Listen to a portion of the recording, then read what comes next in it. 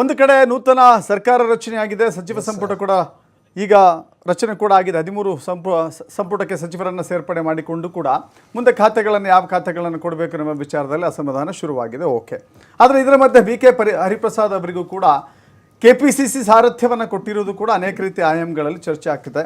Deepak sir, ನಿಮ್ಮನ್ನು ಕೇಳ ಬಯಸ್ತೀನಿ ನಾನು. ಈಗ BK ಹರಿಪ್ರಸಾದ್ ಅವರ KPCC ಸಾರಥ್ಯವನ್ನು ಕೊಟ್ಟಿರೋ ಕಾರಣಕ್ಕಾಗಿ ಅಹಿಂದ ಬ್ಯಾಲೆನ್ಸ್ ಮಾಡಿಬಿಡ್ತೀವಿ ಅಂತ ಹೇಳಿ ಕಾಂಗ್ರೆಸ್ ನಂಬಿಕೊಂಡಿದೆ ಅಂತ ಅಂದರೆ ಅದು ನಿಜಕ್ಕೂ ಕೂಡ ಸರಿ ಹೋಗುತ್ತಾ? ಒಂದು, ಈ ಬಾರಿ ನಾವು ಕಾಂಗ್ರೆಸ್ ನಾಯಕತ್ವ ಬದಲಾವಣೆಯ ನಂತರದಲ್ಲಿ ಒಟ್ಟು ಕಾಂಗ್ರೆಸ್ ನಾಯಕತ್ವವನ್ನ ಆಮೂಲಾಗ್ರವಾಗಿ ಬದಲಾಯಿಸಿದಂತ ರೀತಿ, ಜಾತಿಯ ಕಾಂಬಿನೇಷನ್ ಒಳಗಡೆ ಅವರು ಹಾಕಿರುವಂತ ಲೆಕ್ಕಾಚಾರಗಳನ್ನ ಗಮನಿಸಿದ್ರೆ ನೀವು ಅಹಿಂದ ಸಿದ್ದರಾಮಯ್ಯನವ್ರಿಗೆ BK ಹರಿಪ್ರಸಾದ್ ಅವರು ರೀಪ್ಲೇಸ್ಮೆಂಟ್ ಅಂತ ಹೇಳಲಿಕ್ಕೆ ಸಾಧ್ಯ ಇಲ್ಲ. ಅಂದ್ರೆ ಅಹಿಂದ ಅಂತ ಹೇಳ್ತಿದಂಗೆನೆ, ಏನು ಅಹಿಂದ ಅಂತ ಹೇಳ್ತಿದಂಗೆ ಅದೊಂದು ಸಿದ್ದರಾಮಯ್ಯ ಅಹಿಂದದ ಒಂದು ಅಸ್ಮಿತೆ ಅಂತ ಹೇಳಿ ಕರ್ನಾಟಕದ ಜನತೆ ಭಾವಿಸಿದಂತದ್ದು. ಹಾಗಾಗಿ ಆದ್ರೆ BK ಹರಿಪ್ರಸಾದ್ ಅವ್ರನ್ನ ಅಹಿಂದ ವರ್ಗಗಳ ಅಸ್ಮಿತೆ ಅಥವಾ ಅದೊಂದು ಆಲ್ಟರ್ನೇಟಿವ್ ಫಾರ್ ಸಿದ್ದರಾಮಯ್ಯ ಅಂತ ಹೇಳಿ ಪರಿಗಣಿಸ್ಲಿಕ್ಕೆ ಆಗೋದಿಲ್ಲ. ಆದರೆ ಪಕ್ಷ ಸಂಘಟನೆಯ ವಿಚಾರ ಬಂದಂತ ಸಂದರ್ಭದಲ್ಲಿ, ಮತ್ತೆ ಇವತ್ತೇನು ಕರ್ನಾಟಕದಲ್ಲಿ ಕೋಮುವಾದಿ ಶಕ್ತಿಗಳ ವಿರುದ್ಧ ಕಾಂಗ್ರೆಸ್ ತನ್ನ ಹೋರಾಟಗಳನ್ನ ನಿರಂತರವಾಗಿ ಮುಂದುವರ್ಸ್ಕೊಂಡು ಬಂದಿರುವಂತಹ ಈ ಸಂದರ್ಭದಲ್ಲಿ ಸಿದ್ದರಾಮಯ್ಯನವರು ಹೊಂದಿರುವಂತಹ ಧೋರಣೆಗಳನ್ನೇ ಬಹುಪಾಲು BK ಹರಿಪ್ರಸಾದ್ ಅವರು ಹೊಂದಿರುವ ಕಾರಣಕ್ಕಾಗಿ, ಆಮೇಲೆ ಇವತ್ತು ಕೂಡ ಸಿದ್ದರಾಮಯ್ಯನವರು ಅಧಿಕಾರವನ್ನ ಬಿಟ್ಟು ಹೊರಗಡೆ ಬರುವಂತ ತ್ಯಾಗ ಮಾಡಿ ಬರುವಂತ ಸಂದರ್ಭದಲ್ಲಿ ಒಂದು ಮಾತಂದ್ರು, ನಾನು ರಾಜಕೀಯ ಕಡೆ ದಿನದವರೆಗೂ ಕೂಡ ನಾನು ರಾಜಕಾರಣದಲ್ಲಿ ಇರ್ತಾನೆ, ಮತ್ತೆ ಕೋಮುವಾದಿ ಶಕ್ತಿಗಳ ವಿರುದ್ಧ ಹೋರಾಟ ಮಾಡ್ತೇನೆ ಅನ್ನೋ ಮಾತನ್ನ ಹೇಳಿದ್ದಾರೆ. ಅಂತದ್ದೇ ಧೋರಣೆಯನ್ನ ಹೊಂದಿರುವಂತವ್ರು BK ಹರಿಪ್ರಸಾದ್ ಅವರು.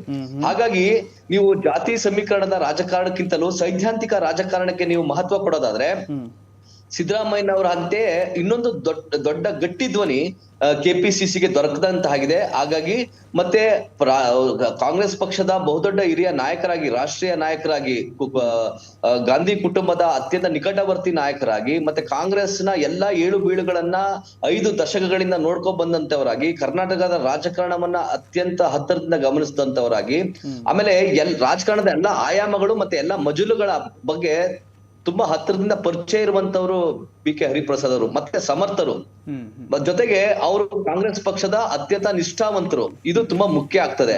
ಹಾಗಾಗಿ ಇಲ್ಲಿ ಕರ್ನಾಟಕದ ಮಟ್ಟಿಗೆ ಅಹಿಂದ ವರ್ಸಸ್ ನಾನ್ ಅಹಿಂದ ಅನ್ನೋದು ಒಂದು ರಾಜಕಾರಣದ ಒಂದಾದ್ರೆ, ಕೋಮುವಾದಿ ಶಕ್ತಿಗಳು ವರ್ಸಸ್ ಇನ್ನೊಂದು ಸೆಕ್ಯುಲರ್ ಫೋರ್ಸಸ್ ನಡುವಿನ ಇನ್ನೊಂದು ರಾಜಕೀಯ ಸಂಘರ್ಷ ಇದೆ.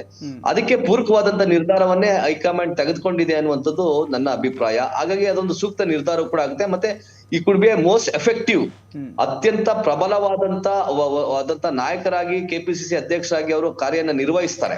ಯಾಕೆ ಅಂತಂತಂದ್ರೆ, ನೀವು ಒಂದು ಕೋಮುವಾದಿ ಶಕ್ತಿಗಳು ಅಥವಾ ಒಂದು ಸಂವಿಧಾನ ಅಥವಾ ಸನಾತನ ಅಂತ ಇಂಥ ವಿಚಾರಗಳು ಬಂದಂತ ಟೈಮಲ್ಲಿ DK ಶಿವಕುಮಾರ್ ಅವರು KPCC ಅಧ್ಯಕ್ಷರಾಗಿ ಅವರು ವಿಪಕ್ಷಗಳನ್ನ ಟಾರ್ಗೆಟ್ ಮಾಡಿದ ರೀತಿಯೇ ಬೇರೆ, ವಿಪಕ್ಷಗಳನ್ನ ಅವರು ವಿರೋಧಿಸಿದ ರೀತಿಯೇ ಬೇರೆ, ಅವರು ಪಕ್ಷವನ್ನ ಸಂಘಟಿಸಿದ ರೀತಿಯೇ ಬೇರೆ. ಅದೀಗ BK ಹರಿಪ್ರಸಾದ್ ಅವರು ರಾಜ್ಯಾಧ್ಯಕ್ಷರಾಗಿ ನೇಮಕಗೊಂಡ ನಂತರ ಕರ್ನಾಟಕದಲ್ಲಿ ಒಂದು ಸ್ಪಷ್ಟವಾದಂತಹ ಒಂದು ಕಮ್ಯುನಲ್ ಮತ್ತೆ ಸೆಕ್ಯುಲರ್ ಫೋರ್ಸಸ್ ಗಳ ನಡುವಿನ ಒಂದು ಐಡಿಯಾಲಜಿಯ ಒಂದು ಸಂಘರ್ಷ ಮತ್ತೆ ಒಂದು ತಾರ್ಕಿಕವಾದಂತಹ ಒಂದು ರಾಜಕಾರಣ ಕರ್ನಾಟಕದಲ್ಲಿ ಒಂದು ಮುನ್ನುಡಿ ಬರ್ದಿದೆ. ಆ ನಿಟ್ಟಿನಲ್ಲಿ ಇದು ಮುಂದೆ ಸಾಗುತ್ತೆ ಅಂತ ಹೇಳ್ಕೊಂಡಿದೆ. ಯಾಕೆ ಅಂತಂದ್ರೆ, ನೀವು ಹೇಳಿದ್ರಿ ಕಾಂಗ್ರೆಸ್ ಸರ್ಕಾರದ ಮುಂದಿರುವಂತಹ ಸವಾಲುಗಳ ಬಗ್ಗೆ ಹೇಳ್ಬೇಕಾದಾಗ ನಾನು ನಿಮ್ ಒಂದು ಮಾತನ್ನ ಹೇಳಕ್ ಬಯಸ್ತೇನೆ. ಈ ಸರ್ಕಾರ ಇದೆಯಲ್ಲ, ಇದು ಚುನಾವಣೆ ನಂತರದಲ್ಲಿ ರಚನೆ ಆದಂತ ಸರ್ಕಾರ ಅಲ್ಲ, ಇದು ಚುನಾವಣಾ ಪೂರ್ವದ ಸರ್ಕಾರ ಅನ್ನೋದನ್ನ ಎಲ್ಲರೂ ಕೂಡ ಗಮನದಲ್ಲಿ ಇಟ್ಕೋಬೇಕಾಗಿದೆ.